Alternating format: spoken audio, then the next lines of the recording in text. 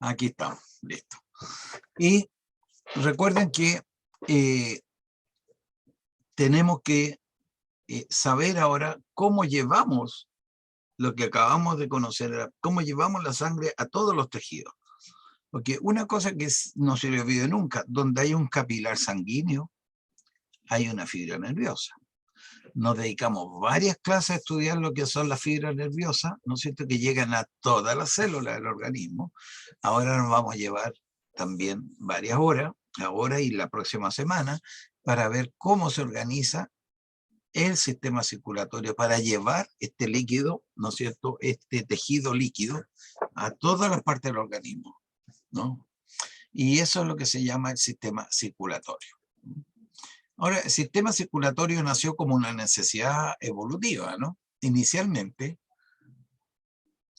no se necesitaba sistema circulatorio. Los seres pluricelulares que eran inicialmente en el desarrollo no necesitaban un sistema circulatorio. A medida que se empezó a mejorar la evolución, empezaron a avanzar, empezaron a buscar funciones más especializadas, por ejemplo, en que se necesitaba, fíjese usted, aquí tenemos una langosta nomás, que las conocemos bien, pero tiene un sistema circulatorio bastante rudimentario, pero que era necesario porque había que llevar nutrientes ya a las extremidades, a las alitas, ¿no es cierto?, a la cabeza, todo eso. Por lo tanto, el sistema circulatorio ya tenía que repartir nutrientes y sacar desechos metabólicos, ¿no? Y esto es lo que se llama, este de la langosta que está aquí, es un sistema abierto, en el cual la sangre, como dice, que se llama hemolinfa en este caso la sangre, porque es una mezcla de varias cosas, pasa una parte del tiempo en los vasos sanguíneos del sistema, que son estos que están acá arriba. Fíjese, el corazón que te habían, era como varias bombitas en serie, que son válvulas unidireccionales en serie, que permitían entonces ir empujando la sangre, ¿no? Y habían vasos sanguíneos que la hacían circular por todo el organismo, por las extremidades, por todas partes, pero una gran cavidad central donde esta sangre se mantenía, que era la hemolinfa, ¿no? Decía, pasa una parte del tiempo en los vasos del sistema y otra parte en una cavidad del cuerpo que se llamaba hemocele. Y ahí en el hemocele, esa gran cavidad, estaba la hemolinfa.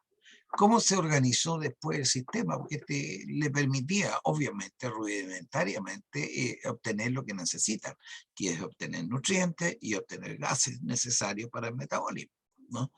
Entonces, se desarrolló después lo que llaman aquí los sistemas cerrados, en el cual la sangre pasa todo el tiempo circulando dentro de los vasos del sistema. Aquí no había una tremenda cavidad antes donde estaba. Y eso son más simples. Y también han evolucionado. Fíjense ustedes, aquí tenemos un sistema en que, por ejemplo, típico de los peces, el corazón tiene dos cámaras. Esa es una bomba unidireccional, nada más. Llega aquí, pasa acá, se contrae esta cámara, se da una válvula unidireccional aquí, al cerrarlo, permite que la sangre avance en este sentido, ¿no? Y así. Aquí pasa en el caso de los peces por un sistema en que hay una tremenda ramificación que se organizan en lo que llamamos las agallas. No sé si ustedes han visto las agallas de los peces, yo creo que todos las han visto, así que no les voy a explicar cómo son, ¿no? Pero permiten entonces eso de tener una serie de láminas, muchas láminas, delgaditas, por donde pasa la sangre. Y esas láminas están en contacto directo con el agua. Y el agua, como ya dijimos, lleva oxígeno disuelto o CO2 disuelto dependiente de la KPS o la constante solubilidad de gases en líquido, ¿sí? Por lo tanto, aquí se puede difundir por gradiente de difusión, puede difundir los gases. Es decir, esto funciona como lo que conocemos como el pulmón. Estas son las agallas. Se oxigena la sangre, se reparte por los cuerpos y vuelve a nuevo en esta bomba rudimentaria, ¿no? El corazón mueve la sangre a través de la agalla, donde se oxigena, y de allí se mueve hacia las arterias y lechos capilares. Pero de ahí pasamos que los peces se transformaron en anfibios y necesitaban entonces tener un sistema distinto de oxigenación, porque al salir al aire ya no tenían la posibilidad de intercambiar oxígeno por difusión en medio líquido, no están en el agua ya, ¿no? Entonces, diseñaron un sistema un poquito distinto. El corazón se mueve a la sangre a través de dos circuitos separados, ¿ya? Algo de la sangre se bombea a los pulmones, aquí estamos los pulmones, ¿no? Donde se mezcla esta sangre, vuelve al corazón y después sale por la aurícula, por la aurícula izquierda, sale, ¿no es cierto?, a la circulación sanguínea. Ahora, ¿cuál es el problema de esto? ¿Qué problema le ven a eso para que sea más eficiente? Si ustedes miran este esquema, un anfibio tiene pulmones, tiene una bomba y tiene la circulación general a la periferia. ¿Qué le pondrían ustedes para mejorar este sistema? Fíjense que aquí viene la sangre, pasó por el tejido con mucho CO2, pasó a la parte derecha del corazón, una válvula, pero aquí se mezcló con la sangre que había pasado por los pulmones, por lo tanto, salió la sangre que llegó aquí, se mezcló con una que venía más oxigenada y salió una media oxigenada, más o menos, de nuevo a los pulmones, y volvió para acá, media oxigenada, un poquito mejor porque pasó por los pulmones y ahí se vuelve a mezclar de nuevo con una sangre que venía poco oxigenada. O sea, lo que salía no era lo óptimo. ¿Cómo lo harían ustedes para mejorar el sistema? Separar las cavidades. Ya. Pondríamos una línea aquí, ¿no es cierto? Espérate. Pondríamos una línea aquí, por el medio, ¿no es cierto? Si yo coloco una línea aquí por el medio, separo un corazón del lado derecho y un corazón del lado izquierdo. ¿Cierto? Eso es lo que está diciendo ahí. Ahora, ¿qué permitiría eso? De que la sangre que venía con poco oxígeno, esta bomba la lleve con poco oxígeno para allá, se oxigena en los pulmones, vuelve oxigenada acá, no se mezcla ahora ya con esta otra y sigue su camino más oxigenada para el resto de los tejidos, ¿cierto? Ese fue un salto evolutivo bien importante. Y ahí tenemos entonces este nuevo salto, que se separaron las cavidades, ¿no? Y quedamos con un lado derecho y un lado izquierdo del corazón, ¿no? Y dicen pájaro y mamífero, el corazón consta de 4 cámaras. Bombea la sangre a través de 2 circuitos diferentes. El lado derecho del corazón bombea sangre pobre en oxígeno y el otro, bueno, etcétera, etcétera, ¿no? Entonces, este fue un salto metabólico súper importante. Entonces, ahora tenemos separado 2 sistemas. Uno que bombea directo al corazón, al pulmón, y otro que bombea directo al resto de los tejidos. La gracia está que estaba ahí mucho más oxigenada que si se hubiese mezclado acá. Ahora, eso ocurre, pero en forma patológica todavía en el desarrollo en los humanos, que de repente esta membrana no se cierra, porque esto ocurre durante en el periodo embrionario, se separan las cavidades, ¿no? Y si esto durante el embarazo no ocurre, queda unida las cavidades. Ahora afortunadamente eso se corrige con cirugía, ¿no? Pero antes no. Entonces quedaban los niños, chicos recién nacidos que tenían una mezcla de sangre, ¿no? Como lo hacían los anfibios, pero eran muy poco, tenían muy poca capacidad de oxigenación, porque estaban mezclando prácticamente toda la sangre. Entonces este fue un salto muy, muy importante. Y con eso encontramos entonces un sistema ya maduro.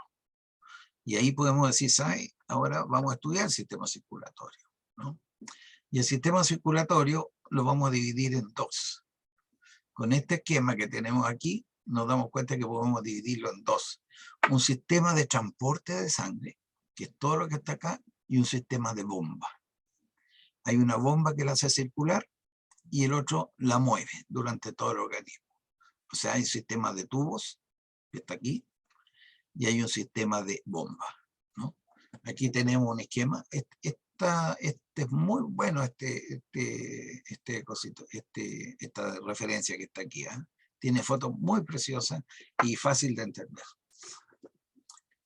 Entonces se desarrolló todo el sistema de vasos sanguíneos, las arterias, las venas. Como ven ustedes, a priori ya pueden decir que la pared de esta arteria que dice acá es distinta a la pared de esta otra. ¿Por qué? Porque las funciones son distintas, ¿no?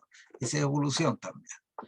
Entonces, y el corazón está encargado entonces de impulsar la sangre a través de todos los vasos sanguíneos del organismo, ¿no? Ahora, nuestro capítulo lo vamos a dividir en dos, obviamente, la bomba cardíaca y el flujo sanguíneo, o hemodinamia, como se llama, flujo a través de todo lo que sale del corazón y se distribuye en todo el organismo, y la bomba cardíaca. Ahora, para conocer un poquito la bomba cardíaca, este diapositivo lo voy a pasar al tiro de largo, porque es importante mostrar dónde está ubicado el corazón. Ustedes ya lo saben, ¿no? Está un poquito cargado al lado izquierdo, ¿no es cierto?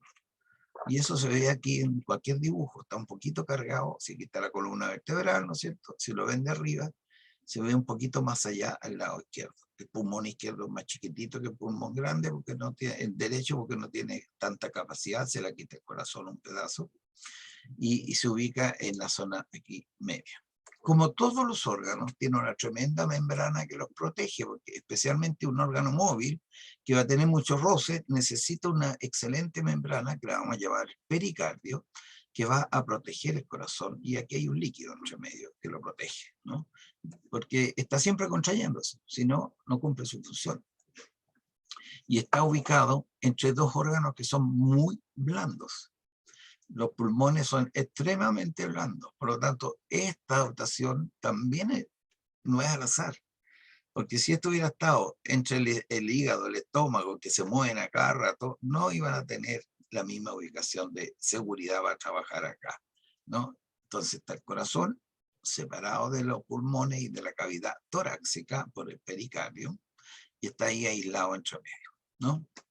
La base, fíjense ustedes que es importante, esta parte que se llama el diafragma, un tejido muscular que separa el tórax del abdomen, es un músculo liso, un músculo esquelético muy firme y grueso, mucho más de lo que uno se imagina. Entonces, si yo bajo esto acá, imagínense ustedes que pongo un hilito aquí y tiro el diafragma hacia abajo, ¿qué va a ocurrir? Si yo tiro el diafragma hacia abajo, se va a provocar un vacío aquí dentro, porque esto está todo al vacío, sellado, ¿no? Entonces, si yo lo tiro esto hacia abajo, aumento el espacio que queda aquí dentro. ¿Para qué va a servir eso? Para que el corazón se dilate más fácil, porque va a tener menos resistencia. Y para que los pulmones también se dilaten más fácil. Por lo tanto, el movimiento del diafragma es fundamental para el funcionamiento normal de estos dos tejidos, ¿no? Y siempre van a escuchar, estaba con respiración diafragmática.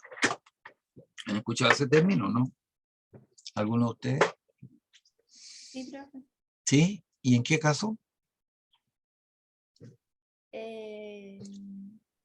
Por lo menos mi abuela tuvo hace poco como un colapso cardiorrespiratorio y hablaron de eso. Sí, claro. ¿Por qué? Porque si ustedes no tienen, por ejemplo, tienen problemas en la entrada de aire, qué sé yo, tienen un bloqueo de la tráquea, por ejemplo, ¿no? Un bloqueo. Entonces, por mucho que traten de entrar aire a los pulmones, va a ser muy difícil, salvo que yo le ayude. ¿Y cómo le ayudo? Bajando, contrayendo el diafragma. Si lo llevo de ahí acá abajo, se genera un vacío y el pulmón normalmente se va a expandir. Y el corazón va a poder también dilatarse más fácil. Entonces, eso ocurre cuando uno tiene problemas respiratorios, en que le pide el corazón, necesita aumentar la frecuencia cardíaca, se ayuda con la contracción del diafragma para mejorar la circulación y para mejorar la ventilación, ¿no? Esa es la respiración diafragmática. En las guaguas se nota inmediatamente cuando están con problemas pulmonares, cuando empiezan a levantar la guatita para respirar. ¿Por qué? Porque están haciendo contracción del diafragma, ¿no? Al contraer el diafragma, comprimen hacia abajo todos los intestinos y se le levanta la guatita, ¿no? Eso es fundamental, la posición entonces del diafragma, que no se le olvide, porque lo vamos a usar siempre. Ahora, el corazón como una bomba es muy simple, pero tiene un detalle que es fundamental para su funcionamiento, ¿no? El corazón tiene, normalmente uno dice, oh, el corazón tiene 2 ventrículos y 2 aurículas. La aurícula es donde llega la sangre. Aquí tenemos la aurícula, una cámara donde llega la sangre en el lado derecho y una aurícula en el lado izquierdo, ¿no?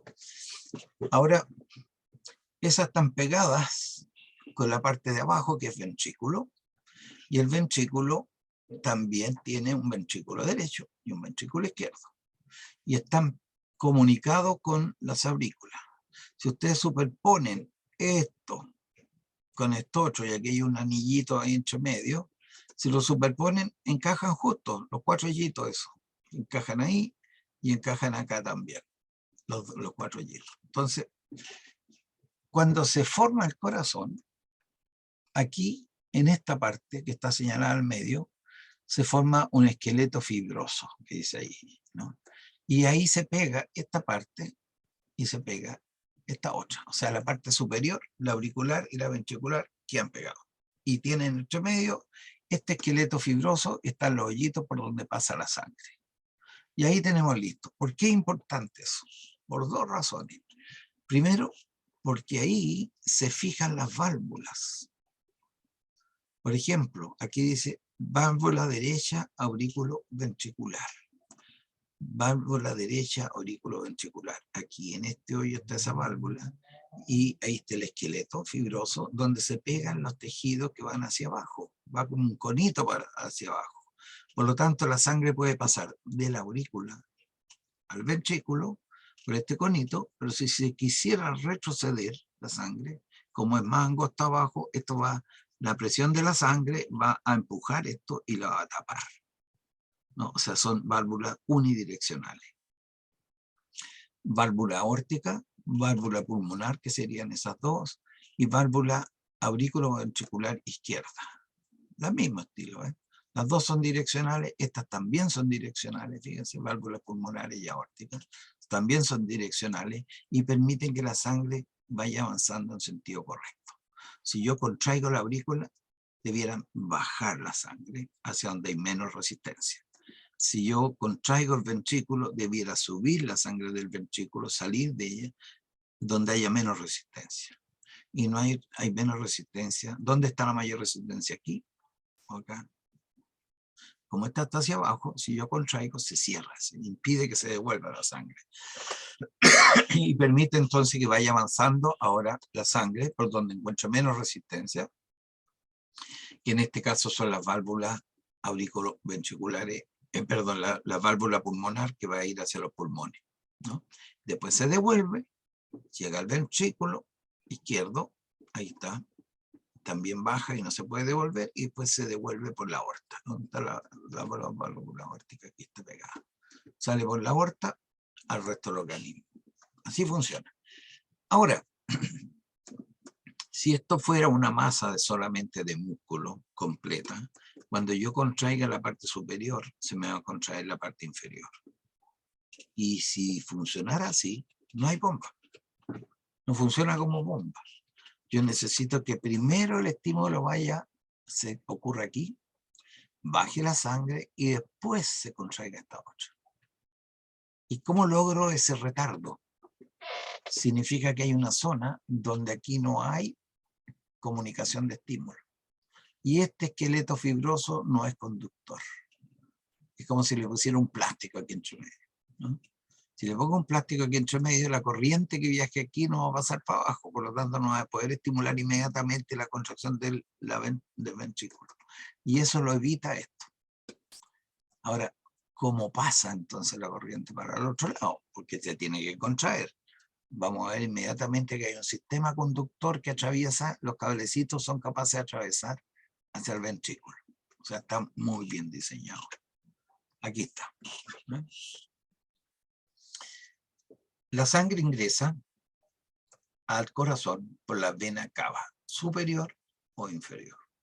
Está entrando ahí. Esta es la aurícula derecha. Cuando esta se contrae, la sangre tiende a bajar porque las válvulas están en esa dirección. Cuando se contrae estas válvulas, como están unidireccionales, se cierran, pero se abre esta otra. Fíjese, las lengüitas están hacia arriba. Por lo tanto, la sangre se va por la arteria pulmonar, van hacia el pulmón, ¿no? Estas se llaman arterias pulmonares, ojo, a pulmón izquierdo o pulmón derecho. Se llaman arterias aunque todavía llevan sangre venosa. Toda esta sangre venosa es la misma, pero como sale del corazón se le llama arteria. Es la única arteria que lleva sangre venosa, ¿ya? Van al pulmón y después se tienen que devolver desde el pulmón, entonces se tienen que devolver hacia la aurícula izquierda, ¿no? Llegan a la aurícula izquierda, ¿no? Por estas venas pulmonares, como ingresan al corazón, se llaman venas pulmonares, venas ingresan al corazón, aunque llevan sangre oxigenada, porque vienen de los pulmones. Son las únicas venas que llevan sangre oxigenada, ¿no? Esta es una situación de excepción. Llegan a la aurícula izquierda. Al contraerse esa aurícula, baja la sangre al ventrículo, y si quiere salir la sangre ahí por contracción del ventrículo izquierdo, si se contrae, sale la sangre ¿por dónde? Por esta válvula que le da la salida. Y esas son las válvulas que van a darle, van a llegar acá hacia la salida de la aorta, ¿no? Así funciona el corazón. No tiene más ciencia que eso. Ahora, ojo, la sangre siempre va a tener un flujo, una dirección, porque las válvulas se lo permiten, y hay un retardo porque aquí hay una membrana que no es conductora. Un retardo en la contracción de la aurícula con respecto al ventrículo. Por lo tanto, es fácil seguir la sangre. Entró aquí a la aurícula, que se expande, bajo al ventrículo, salió hacia los pulmones, de los pulmones va a volver a la aurícula izquierda, va a bajar al ventrículo y va a salir por la arteria aorta. Ahora, la arteria aorta se divide en varios cachitos a la salida, ¿eh? Esta vuelta se llama callado de la aorta. Aquí tiene una ampliación de esta zona que está aquí. ¿Por qué se la muestro ampliada? Porque tenemos la aorta aquí, arteria coronaria derecha, sale de ahí, se la vamos a ver al tiro. Aorta ascendente se llama esta parte de salida, y después viene la aorta descendente. Cuando sale del corazón, ahí está la valvulita, sale la sangre. No se puede devolver porque hay que ir a una válvula, y inmediatamente se encuentra con varias arterias que son importantes. Dice arteria subclavia y carótida común derecha, arteria carótida común izquierda, arteria subclavia izquierda. Eso significa que las primeras ramas, donde está esta curva que se llama arco aórtico o callado aórtico, salen dos pares de arterias, una que es la subclavia, que van hacia la parte de los hombros y hacia abajo, y las carótidas que van hacia el cerebro, ¿no? Una izquierda y una derecha. Una subclavia derecha y una izquierda, la misma historia. Y lo que sobra desciende, aorta descendente, y va bajando a todo el organismo, hacia abajo, ¿no? Entonces, esa ampliación es importante que la tengan clara, porque aquí hay muchos receptores. Receptores de presión, receptores de pH, receptores de volumen, receptores de todas cosas, ¿no? Que están midiendo cómo funciona el corazón. Ahora, ¿cómo se contrae y cómo se relaja en forma ordenada? Ya lo he amenazado harto. Vamos a pasar directo a esto. Fíjense ustedes que las células cardíacas, la gracia que tienen es que se contraen espontáneamente. Si ustedes ponen una célula en un frasquito, en un tubo de ensayo, con una solución fisiológica, y le colocan un medidor de corriente, un voltaje, se dan cuenta que esta célula espontáneamente, sin que haya ni un estímulo, estaba, por ejemplo, en menos 90 milivolts, que estoy midiendo el voltaje, y empieza lentamente a cambiar se empieza a despolarizar. Si antes estaba polarizada a menos 90, el llegar a menos 70 significa que se está despolarizando. Cuando alcanza un umbral, viene una despolarización o nada, y esto viene con la contracción de la célula. Termina, descansa, vuelve lentamente y descarga, ¿no? Y así. espontáneamente tiene actividad espontánea las células cardíacas. Y aquí tiene una célula cardíaca A que tiene ese patrón de descarga de potencial, milivoltios. Aquí tienen otra célula B, que es bien distinta a la otra. No sé si ustedes me pueden decir por qué esa diferencia. ¿Me podrían decir eso, no?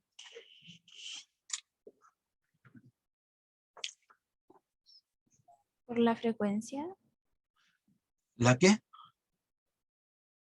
¿Perdón? La frecuencia de Ah, la repetición. frecuencia, sí, estupendo. Fíjense que frecuencia es el número de despolarizaciones por unidad de tiempo, y aquí tenemos tiempo. Significa que en este tiempo hay en cuatro despolarizaciones aquí, cuando aquí todavía no terminaba la tercera. Si bajamos aquí, ¿no es cierto? Significa que estas se están despolarizando a mayor frecuencia que esta otra. Aquí está ocurriendo una cosa bien interesante. Lo que esta parte de arriba es igual, porque es un potencial todo nada, y eso ustedes lo saben, ¿no? Lo que cambia es la pendiente de despolarización. Aquí hay mayor pendiente que acá. Entonces, si yo cambio la pendiente de despolarización, cambia la frecuencia, ¿no? Ahora, fíjense qué se hizo aquí. Se pusieron la célula A con su medida, ¿no? Y la célula B con su medida. Célula A y célula B, juntitas, una al lado de la otra, juntitas. Y empezaron a mirarlo. Y resulta que la A siguió contrayéndose igual que antes, pero la B, que se contraía así, empezó a contraerse así. ¿Ya? Eso indica que hay una jerarquía en este sistema. Las células que descargan a mayor frecuencia comandan a las células que descargan a menor frecuencia. Y ese concepto es súper importante. ¿Por qué? Porque resulta que permiten una activación ordenada de las células, ¿no?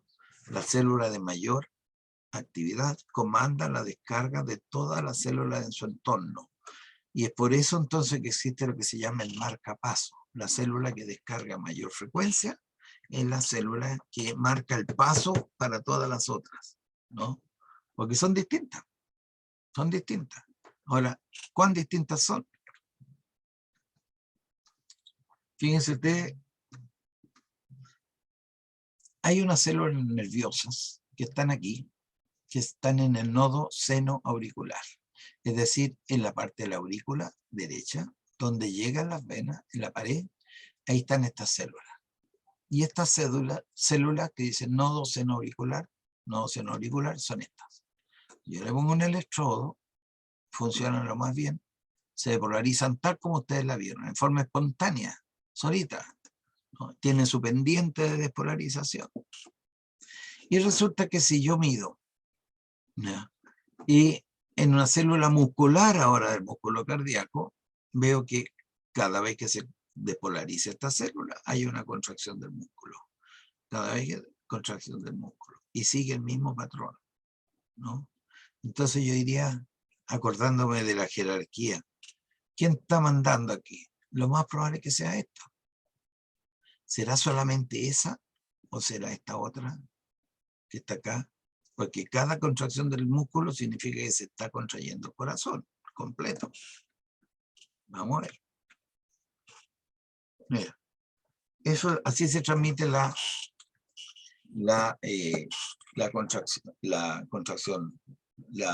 transmisión del impulso. Nodo senoauricular se depolariza aquí, se transmite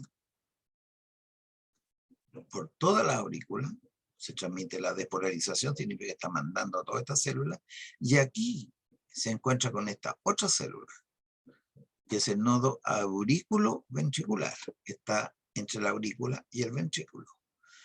Y este es el cablecito que permite que pase para el otro lado el estímulo, ¿no? A donde está la membrana que no conducía.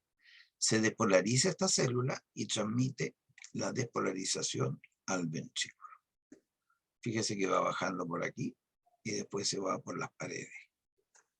Llega al fondo y llega a las paredes, ¿no? Entonces tenemos dos nodos, uno que gatilla la despolarización y que manda todo el resto. Le pasa información a esto.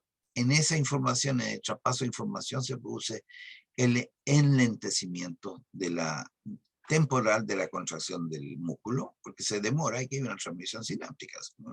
En menos de 1 milisegundo, de 10 milisegundos, pero más que suficiente para que se contraiga primero la aurícula y después se contrae el ventrículo. Y el ventrículo, con esta despolarización que viaja por las fibras nerviosas, que son las fibras excitables, como es ahí, ¿no? Y se propagan a los dos ventrículos, se empieza a contraer el ventrículo. Primero se contraen las aurículas, por la despolarización del nodo senoauricular, que se transmite así, en forma, en esta forma, entre aurícula y aurícula, y después, al llegar el estímulo a la pared del ventrículo, se encuentra con el nodo senoauricular, que transmite la información después en esta dirección. Va por el tabique entre los dos ventrículos y después se reparte, y esto se llama el haz de Purkinje.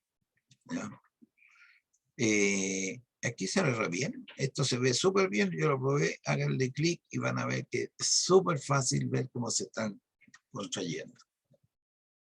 Pero aquí tiene una visión en etapas.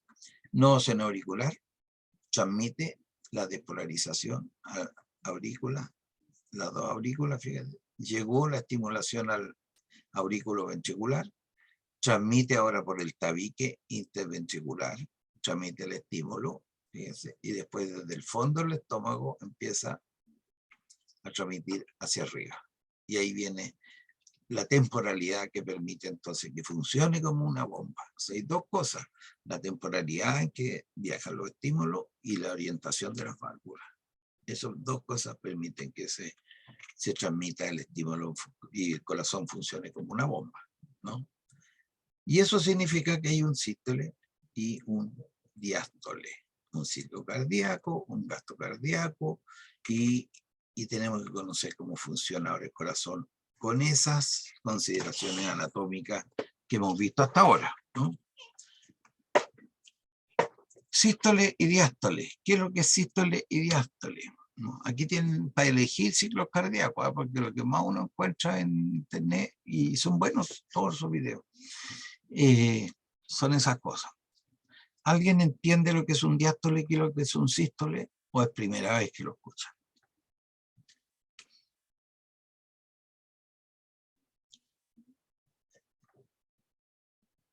¿Alguna contribución? Primera vez que lo escucho yo. Ya. Muy bien. Tenía que ver con la presión, ¿o no? Como de contracción y de relajación del corazón, ¿o no? Sí. Mira, dice aquí, diástole, vamos a ver los dos extremos, los dos extremos, sístole y diástole. El sístole es cuando se contraen las paredes, de lo que sea. Si es de los ventrículos, se va a llamar sístole ventricular. Si es de las aurículas, va a ser sístole auricular. ¿Entiendes? Entonces, cuando se contraen las dos aurículas, fíjese, por la dirección de la onda se van a contraer las aurículas y después los ventrículos. Sístole auricular, se contraen las aurículas. Sístole ventricular, se contraen los ventrículos.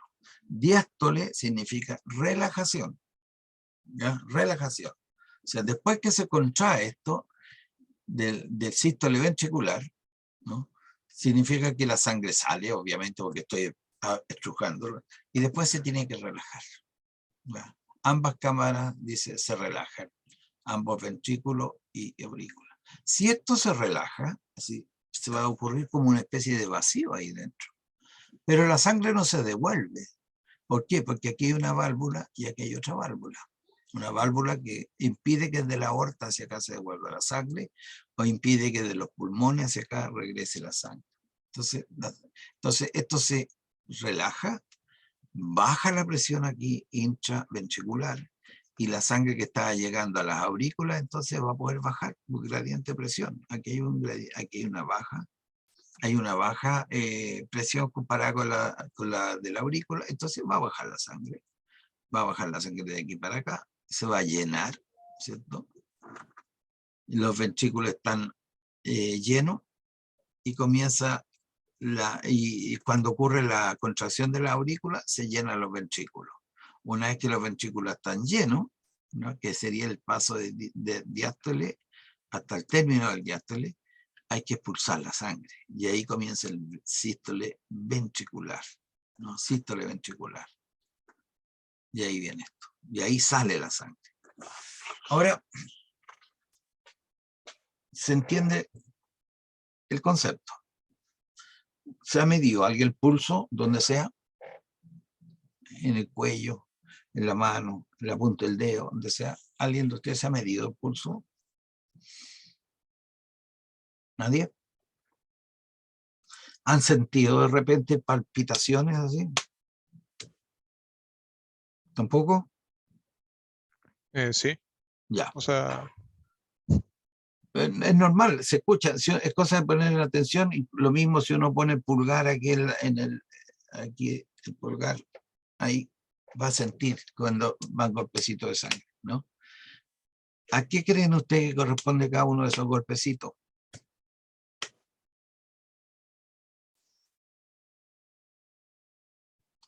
¿Ah? A las contracciones. Claro, porque cada vez que hay una contracción ventricular, la sangre sale y va a una onda que viaja, ¿no es cierto? Es una onda que viaja. Y esa onda que viaja va a generar una presión sobre las paredes de los vasos que yo lo puedo captar perfectamente. Y todos los medidores de presión se basan en eso, nada más. Son sensores que permiten verificar que cambió, ¿no es cierto?, la presión con que pasó la sangre por ese vaso sanguíneo. Tan simple como eso, ¿no? Y el pulso se mide así. Tantas veces se contrajo el corazón por minuto, me lo va a estar dando la primera medida que es el pulso. Súper importante. Hay que saber medirlo, ¿eh? Porque si usted es estudiante de química, farmacia y bioquímica, van por la calle y hay una persona desmayada, es su obligación atenderlo. Son estudiantes de la salud, ¿no es cierto? Uno alega, oh, nadie hizo nada. Pero si ustedes son estudiantes de la salud, debieran saber eso, básico, ¿no?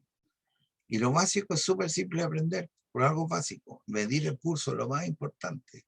Saber cómo está su función cardíaca. Porque si el pulso está en cero, significa que no hay circulación de sangre, ¿no? Si el pulso está muy acelerado, significa que el corazón está trabajando a toda máquina, ¿no? Cosas así tan simples. Entonces, y eso lo pueden ver fácilmente en estos videos. Están todos bien conectados. Yo los revisé anoche y están bien conectados. Así que funcionan muy bien. Entonces, estamos claros. ¿Qué es lo que es un sístole y qué es lo que es un diástole?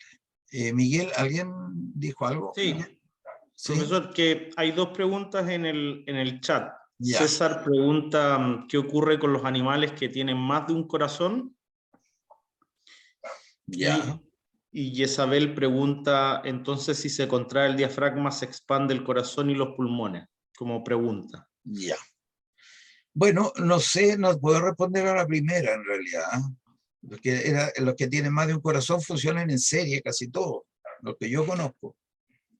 Por lo tanto, el pulso va a estar dado con con la última bomba, ¿no? Porque generalmente en serie hay algunos que sí tienen algunos corazones bien rudimentarios en otros lugares, pero yo no entro a opinar, mejor para no entrar en confusiones para ustedes, ¿no? Así que esa pregunta no te la puedo responder, César. Con respecto a la segunda pregunta, cuando se contrae el diafragma, indudablemente que pasa lo que tú acabas de decir, ¿no? Sí, ocurre lo que tú acabas de decir. Y prefiero mostrarlo con un dibujo porque después lo vamos a usar mucho este dibujito, ¿eh? Prefiero que lo veamos ahora. Ahí está. Si yo contraigo estas fibras musculares, se va a cortar esto y el diafragma va a bajar, ¿no? Al bajar el diafragma, la cavidad esta se va a agrandar, pero como no hay conexión con el exterior, va a quedar en presión negativa esto dentro.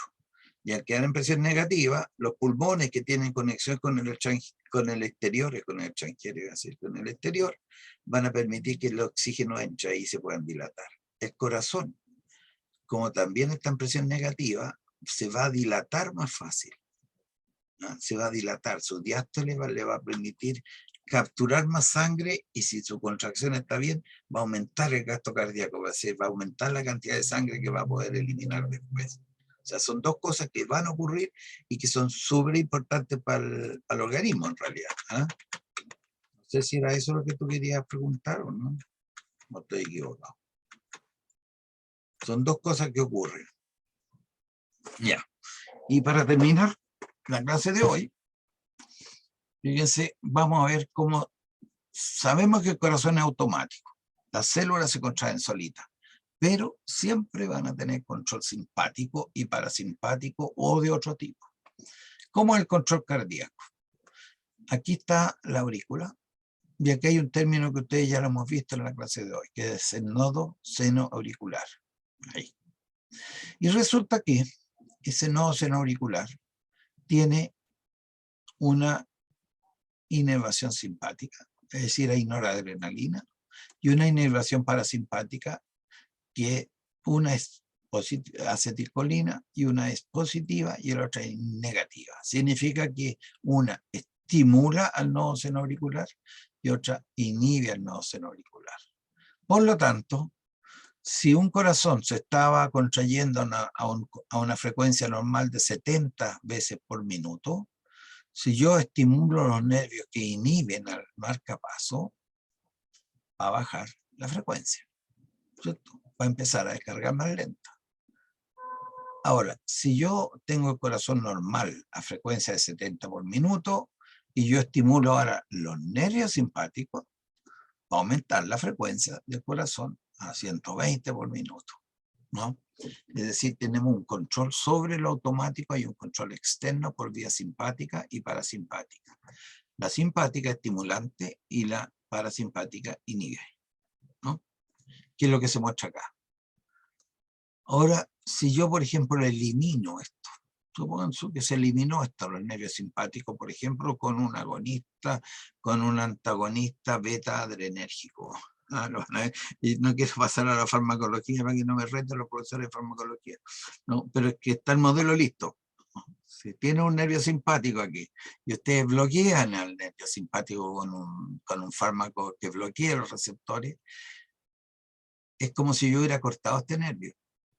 Si lo corto, si yo lo corto, va a bajar la frecuencia, porque voy a impedir de que llegue el estímulo simpático, ¿no?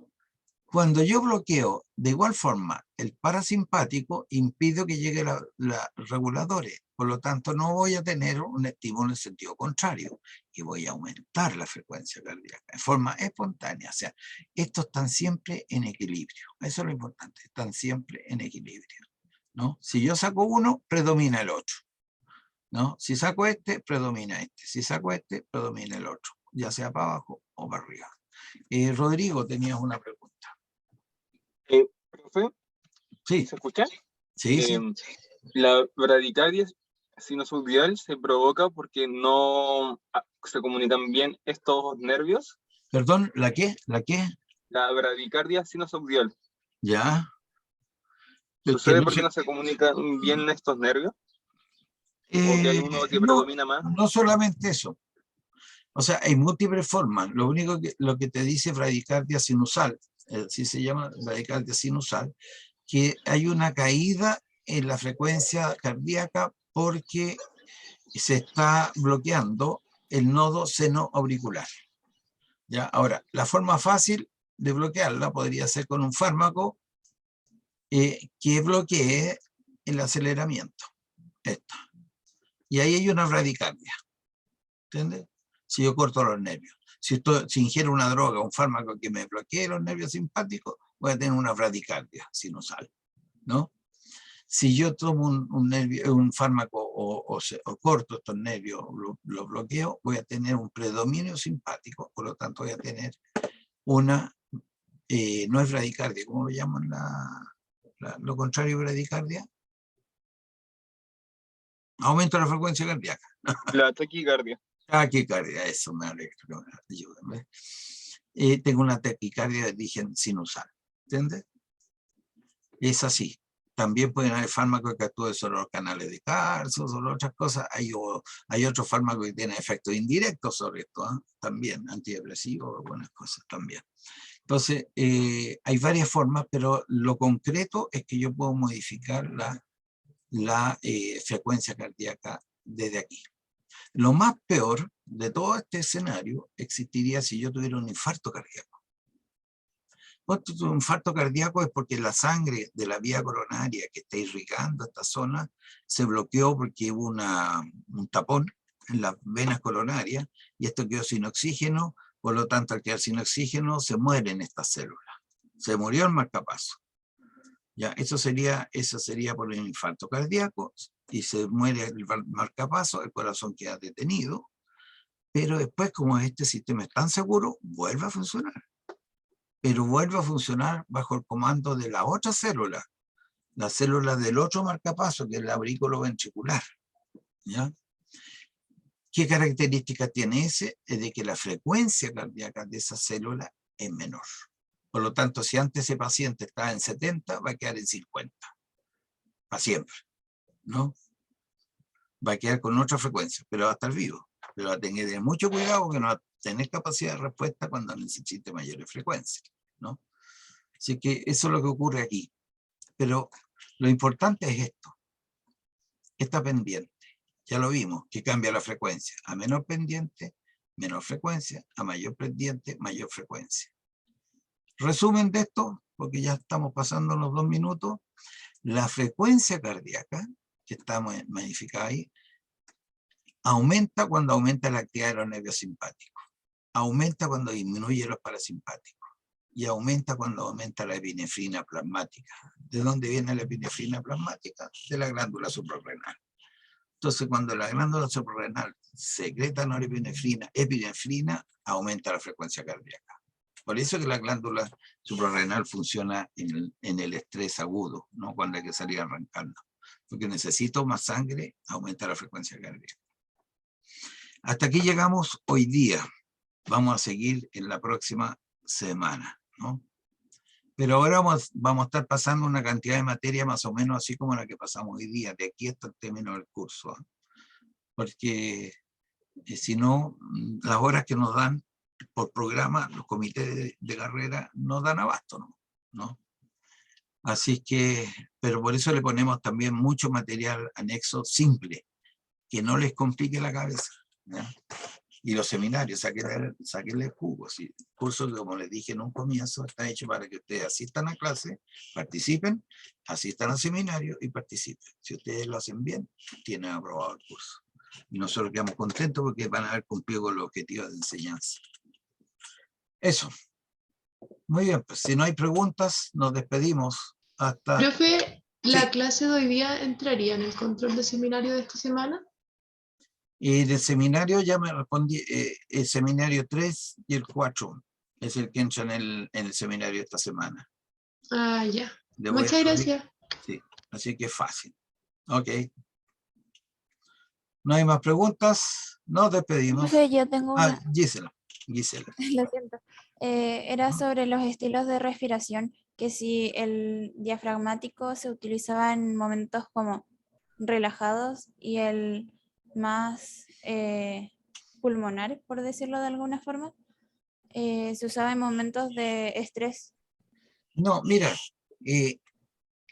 la respiración por músculo esquelético del diafragma se ocupa principalmente en casos en que no es suficiente el sistema más simple de respiración, que es levantar las costillas, hacer el mismo vacío que si yo contraigo el diafragma. Levantar las costillas, aumento el volumen de la caja torácica y se llenan los pulmones de sangre, de aire. Eso de forma espontánea es más barato para el organismo, porque después se corta el estímulo y por gravedad las costillas bajan y expulsan el aire de los pulmones, ¿no? ¿Cuándo entra a jugar el diafragma? Cuando ese mecanismo no es suficiente. ¿no? Cuando tú empiezas a correr y a correr y a correr, te das cuenta que vas a pasar ligerito de una contracción muscular de la costilla para respirar, hasta que después te va a pasar al diafragma, y a las dos, ¿no? Porque antes de eso vas a tratar de estimular el máximo de dilatación de las costillas, el máximo estiramiento. Así que tenemos toda la transición. Las personas que tienen problemas de bronconeumonía, todas esas cosas que daño pulmonar y que se acumula mucho líquido, espontáneamente, como a las costillas les cuesta más porque hay líquido inflamatorio a su alrededor, espontáneamente empiezan a hacer respiración diafragmática, para tratar de hacer vacío por otra vía. Eso. Ya, Muy bien. profe, muchas gracias. Listo. Nos vemos entonces.